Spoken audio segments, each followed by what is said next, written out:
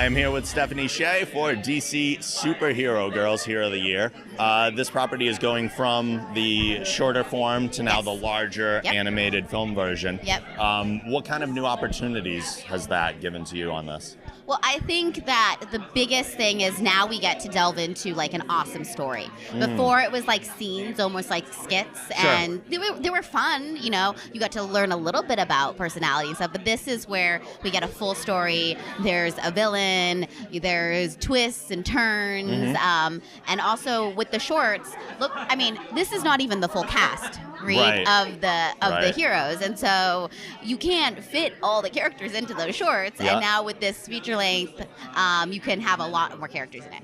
Is it particularly exciting for you to be involved in a property where, I mean, you look at the poster and, like you said, this is not the full cast, but female-centric, finally something for girls to watch. And I was saying this too, is like I was kind of nerdy growing up, you know, I watched like Voltron and all that kind of stuff. And one of the things, like girls who like that kind of stuff, that, well, at least when I was little, you would see the cast would be like all boys and then like one chick character. And so like as a girl, all of the female audience would be kind of like, we could only relate to the one girl, you know? And so, but you know, as women, I'm sure we all know, are very complicated and have different interests and different personalities. And so now with a cast like this and all these different characters, you can have the female audience be like, oh, I relate to this character, or I relate to this character, I like this because of this, and that's really, really cool. So now it's no longer, oh, that's the girl, I have to relate to her. It's, well, which one? There's so many flavors to choose from. Like you don't, instead of like, oh, which character you don't say like, oh, the girl, you know what I mean? So that's awesome. And this version of Katana too is obviously very different. Katana's a very mysterious character. Does she keep a lot of the things that make Katana Katana? I think the thing that she keeps is that even though she's very supportive of all the other girls, she's a little bit aloof, you know? So there's that in there. A lot of Katanas, you know, from her backstory from other properties are super dark, you know?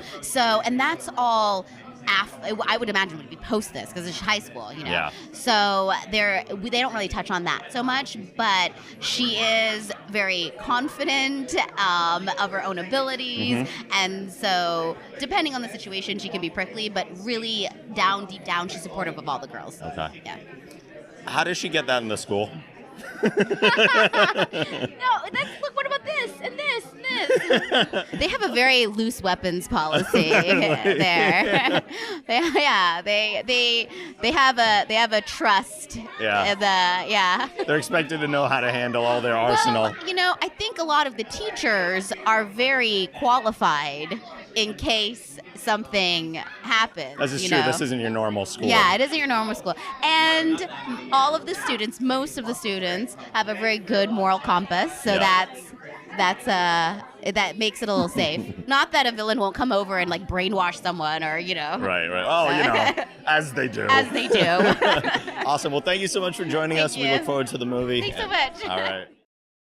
You know, when I normally play Wonder Woman, you know, she's an Amazonian princess, so she talks a lot more down here, and she's very, you know, come on, guys, let's go. You know, and so I started doing that and this, and I'm like, no, she's like 15, you can't. But then you can't talk like this, because that doesn't, you know.